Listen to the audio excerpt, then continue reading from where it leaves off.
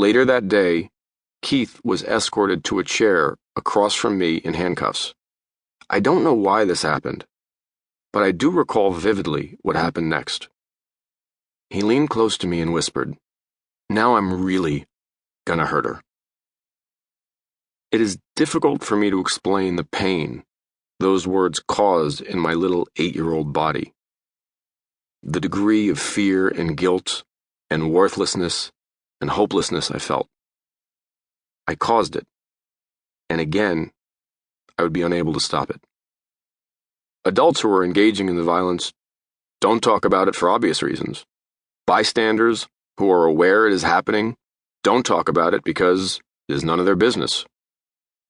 Besides the general silence, there's also a scarcity of resources available for children who are living with domestic violence currently, or for the adults who did. Fear and uncertainty also prevent them from doing the one thing that all research points to as the key step towards reaching their full potential: sharing what happened with another. Communicating our experiences helps us better understand what actually happened and its true significance, enabling us to gain an independent perspective from others. If there's no awareness and no sharing, how can we truly understand what we experienced? As Norman Doidge, a renowned psychoanalyst, explains, once we can understand and recognize the memory, we can file it as a past event and therefore rewire the brain to not pull it back up at any given moment. For the billion people globally who lived with domestic violence in childhood, and for the millions of children experiencing it now, this lack of awareness maintains the shame and isolation, prevents many from finding the help they need, and perpetuates the cycle of violence. Studies have shown, for example, that simply knowing the traumatic effects of violence on children creates a strong motivation for abusive parents to stop. Many parents and caregivers in these situations simply have no idea of the far-reaching impact of their action or inaction. Even the language used in all the research on this topic manages to lessen the public's already limited awareness. The studies and surveys use terms like witness to describe those who have spent their early years living in these homes. What a weak word. It suggests that this is something we should be able to get over, as if we were just passing through. We know what this witnessing feels like, and it's far more than being just a spectator.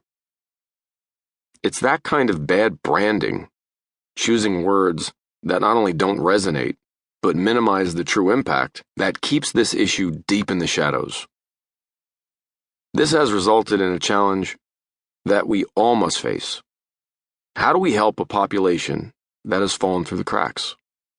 Children who, as adults, are 6 times more likely to commit suicide, 50 times more likely to abuse drugs and alcohol, and 79 times more likely to commit a violent act against another. These are bright, creative, intelligent souls who grow to be adults who unfortunately never got to know their true selves, who feel more bad than good each day, but don't know why. Close to becoming a statistic. I could have easily become one of those statistics. Although I'm the first person in 4 generations in my family not to go to prison, I came close to repeating that pattern on any number of occasions, and only now do I believe I am each day making progress towards reaching my full potential.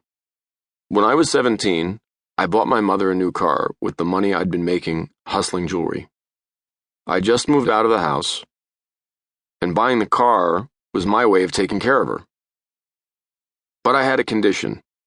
I didn't want to ever see Keith there again, and she agreed.